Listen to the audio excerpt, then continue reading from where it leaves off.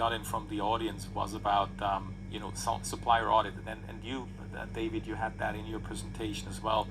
And the questions that we got from the audience was actually, apart from the risk management that you are checking and audit, what are the other areas that you monitor and score, so to say, with your suppliers? Yeah, the list is long, but I'm going to focus on one area. It's an area that's probably not new for a lot, but because inside of procurement we are responsible for the supply chain, the sustainability agenda. We track and monitor now our suppliers' commitment to sustainability.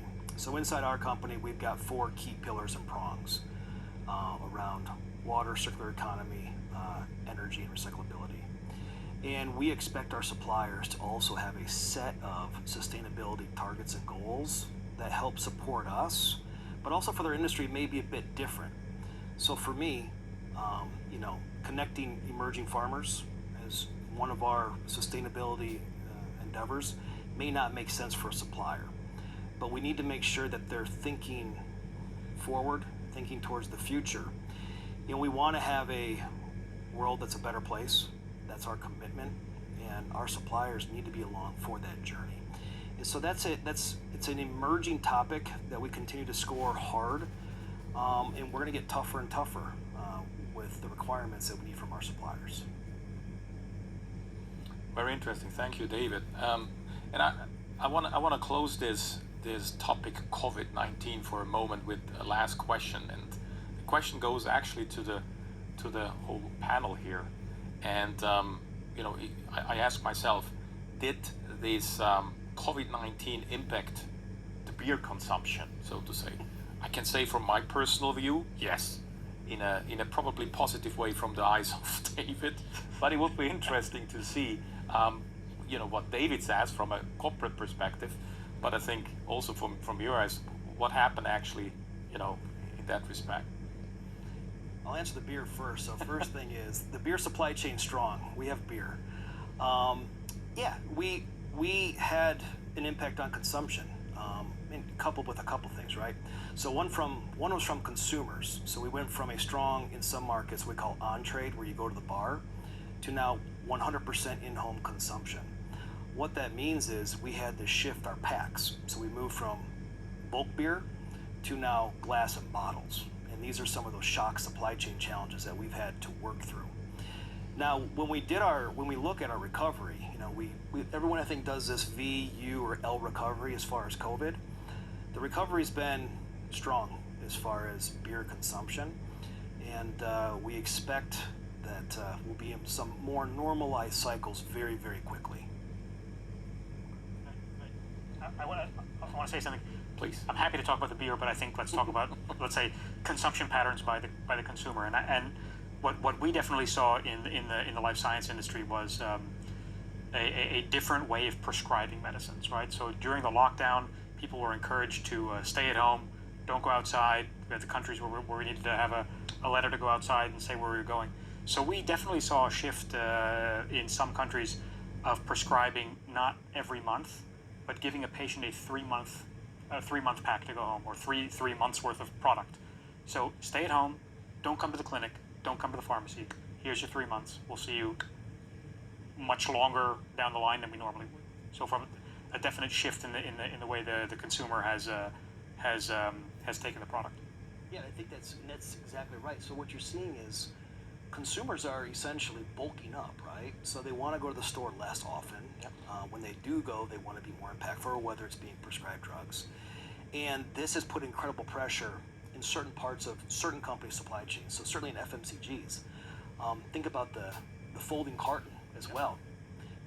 Pizza has had a huge impact on the availability of the folding carton. Who would have known? And this shift from being outdoors or having more of a life of convenience to now being more at home is dramatically changing certain parts of our markets. Yeah, absolutely. But talking about working from home, another questions that we got in is, now a lot of people working from home, still working from home. How did that impact basically your supply chain and your procurement teams in terms of collaboration and working together?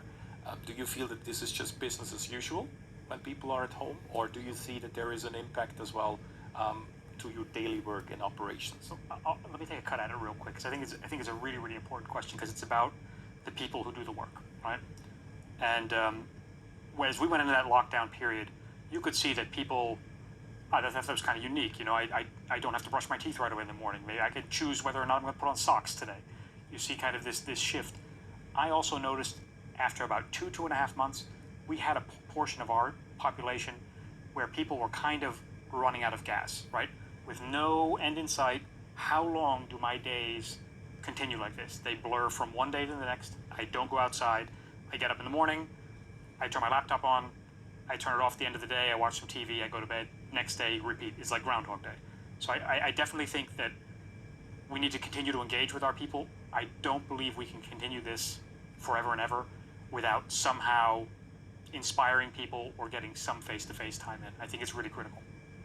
Any thoughts from you, Stephane? If I can add, jumping on what Oliver said, it's really about then having these two types of life when it comes to going to work and going to rest, or going to do something else, leisure, entertainment, sports, and being at home all day long. And we're all connected every day. We're all connected now even longer. Where does it start? Probably the morning, as you said, switching on the computer. And when does it start? Does it end? And maybe never. Our days are being probably longer and longer because everyone is still connected every day and longer. And probably for our workforce, for employees, we need to be mindful what that means for them, working longer hours just by, they used to be connected all the time, but now we expect that even more, probably to some extent by working from home. Yeah, and even building on that, we're looking at it, and I really like what you do, is building on it from an employee perspective. I even want to take it a step further, and that is thinking about our patients. Because if you think about our patients, they are from home, they need to stay home because of safety reasons, but they still want to have their medication. And for that reason, I think one of the trends, specifically in pharma, but I think also in other industries, you see, I think, an acceleration of the trend to get our products direct to our patients, or maybe even to get the pizza, as you are saying, directly to the consumer, or the beer, or whatever it is. And I think that whole trend of direct to, what we call direct to patient, but I can also imagine direct to consumer, is really going to accelerate moving forward. And specifically with all the digital technologies, that would make a huge, let's call it leapfrog, moving into the future. Yeah, I think for us, direct to consumer, that e-commerce trade platform is incredibly important, strategic for the overall business and our strategy. And I agree completely with you. Like, this is what's going to also change the dynamics. Also from work from home, what's interesting is I would agree with everything everyone said. And now, though, what you see is we've done a lot of surveys internally to understand what are some of the consternation points as we move forward. And work from home is still probably one of the biggest concerns that the employee base has got. And they're asking for that flexibility, right? So we've proven that in this new world that we can be really successful by working from home with the technology that's made available now. And now I think it's time for companies to think about, what do you do now next step-wise? So are you going to allow more flexibility of your workforce to work from home? These are the conversations that we're having inside of our business to figure out which direction we go in. But this is something everyone's going to need to address. What I would like to add in that space, I understand I've done that myself since many months working from home, but as a procurement specialist, what I like is the contact with the supplier. I've not been traveling abroad for a while, and I miss it. I miss it to travel and meet with suppliers, not always to negotiate, but to talk about innovation, to talk about relationship management, to get about what's new in the market. And I cannot do that as efficient from home as traveling to even suppliers in Europe, suppliers in India, China. I use a lot this example, I acknowledge, but seeing what's happening differently and seeing new trends, best practices at suppliers, which cannot do that from home. I'm an engineer. I like to go to the shop floor, see the machines, see the equipment, see how things work, and cannot do that from home. Yeah, and building on that, I think the first step we did was we got to work from home. So do we all have a screen? Do we all have a computer? You know, it were really the basics. Do we all have what is it, Zoom or WebEx or whatever it might be. I think we're now all used to those technologies and we can all sit behind our computer and at least see each other and talk with each other. But now we need to move into this next level. And I've been in the situation that I've been working virtually for quite a few years across the globe. And what I learned there is that we need to go as leadership now one step deeper, thinking about how are we going to set objectives? How am I going to set objectives for my teams? They might be different because I don't see them anymore every day or I don't see if they're behind their computer. I don't see if they're working. So how do I set objectives? Secondarily, how do I get the innovation out of my supplier if I don't meet them at a conference? So I think what we are moving now towards after technology, after systems, is thinking about the processes, the systems, and those kind of things we need to get in place. And that is, I think, going to be a big challenge and a real new skill set we need to build across the supply chain industry. Excellent. Talking about teams and teamworks, going a bit more again into corporate. One of the questions as well that we got from the audience today is, procurement and supply chain activities, are they becoming more intertwined or inseparable from others? Or do you still believe that they are two separate organizations? I mean, there's different skill set as we understand right now, but in terms of, the organizational function, what is your opinion in that respect? Perhaps Stephane could kick it off. So as I mentioned, I changed role just 3 weeks ago. And in my role, I have both. So I have a procurement organization reporting to me and a supply chain / S&OP planning organization and a few other stuff as well, as you can imagine. And I'm still learning because I've seen pro and cons and strengths and weaknesses having both together in previous jobs, and now they're separated. They're separated just because of the nature of the objectives the organization was given before and what we want to achieve. Procurement is driven by where to source, at what cost and speed, and planning or supply chain is different objectives when it comes to material flow optimization and responsiveness. So I don't think there is an ultimate answer to that, but from the perspective of the skills that are needed to achieve the goals are different. Yeah, and building on that, Stephane, if I look at procurement versus supply chain, you are right. There are really different skill sets, and I think you need to cherish and really build those two skill sets because they are very different. On the other hand, what I really like is bringing them together so we can create this 1 + 1 = 3 effect. So that you really together set mutual objectives where both bring their own skill sets and from there move to the next level. I think we'd all agree you have to be inexplicably connected, right?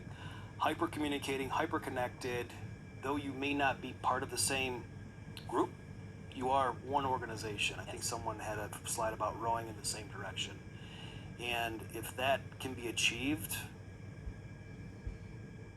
organization is. And everyone's got their own view on what it should be like.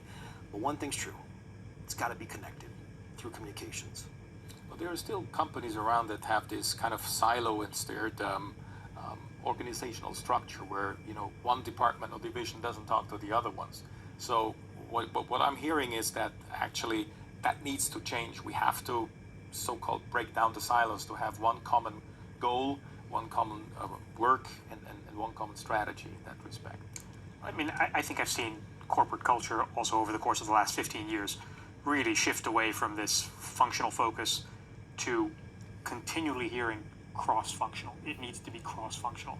Alone, you will never be able to get it done. So the cross-functionality in the way we work, it's so embedded. I don't think you can take it out and still be successful. Excellent. I think that was the last question that we got in. So I want to hand over again to my co-host, Bill, for the final words. Thank you very much to the panelists from my side. Thank you. Thank you. Thank you. Super. Thank you very much indeed. It remains for me to thank all of those, the panelists, the facilitator, and most especially to you, the audience, for keeping those questions coming in, for supporting this event over the past 5 years. thank you for being such a great audience.